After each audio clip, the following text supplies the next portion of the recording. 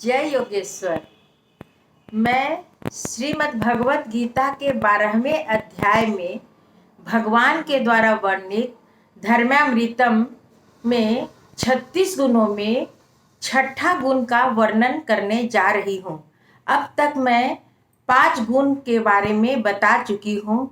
पहला अद्वेष्टा सर्वभूतानाम, दूसरा मैत्र, तीसरा करुणा, चौथा निर्ममत्व, पांचवा निरहंकार और छठा सम दुख सुख। भगवान कहते हैं कि जीवन में दुख और सुख ये 2 प्रवाह आने ही वाले हैं। इन प्रवाहों से यदि तेरी जीवन नौका डगमगाने लगेगी तो तू मुझे रुचेगा नहीं। यूं तो कीड़ी से लेके मनुष्य प्रयत्न सब भगवान को रुचते हैं, परंतु रुचने में अंतर है। हमें पत्नी, पुत्र, नौकर रुचते हैं। नौकर बर्तन कपड़ा अच्छी तरह से साफ करता है, इसलिए रुचता है, न कि आत्मीयता से। जबकि पत्नी और पुत्र आत्मीयता से रुचते हैं। जीवन में सुख दुख के प्रवाह में आने से यदि जीवन नौका हमारी डगमगाने लगी तो समझ लीजिए कि आप अभ्यासु स्थिति में हैं।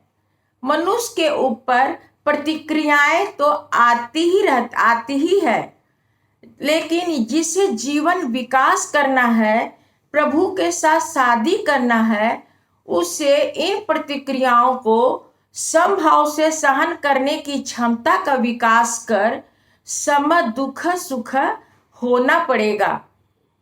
प्रारंभ में दुख सुख आने पर अज्ञानी अविकसित लोग कहते हैं कि अमुक व्यक्ति से हमारे जीवन में दुख सुख आता है। कोई कहता है कि मेरी बुद्धि के कारण मेरे जीवन में दुख सुख आता है। कोई कहता है कि दुख सुख कोई दुख सुख का कारण ग्रहों को जिम्मेदार मानते हैं। वह यह नहीं समझते कि ग्रह भी किसी की आज्ञा के अनुसार चलता है। पुलिस यदि अपराधी को पकड़ती है और उसे जेल में डालती है तो पुलिस की क्रिया के पीछे संविधान का हाथ रहता है। इसी प्रकार यदि शनि महाराज हमें तकलीफ देते हैं तो उसके पीछे भी किसी शक्ति का हाथ रहता है। कितने ही लोगों पर दुख आने पर कहता है कि अमुक वृक्ष के पास से गुजरे तो भूत पिशाच मेरे में चिपक गया। कोई कहता है कि अमुक व्यक्ति के नजर लगाने के कारण मैं दुखी हो गया हूँ। इसके भय रखने का कारण नहीं है। उन्हें कहना चाहिए कि तू अगले जीवन में सुखी होगा, चल फिर काम कर। शेयर बाजार वाले लोग तो दिन भर में 7 बार मरते हैं। बाजार भाव गिरने पर और गिरने उठने पर कहते हैं कि अरे मर गया।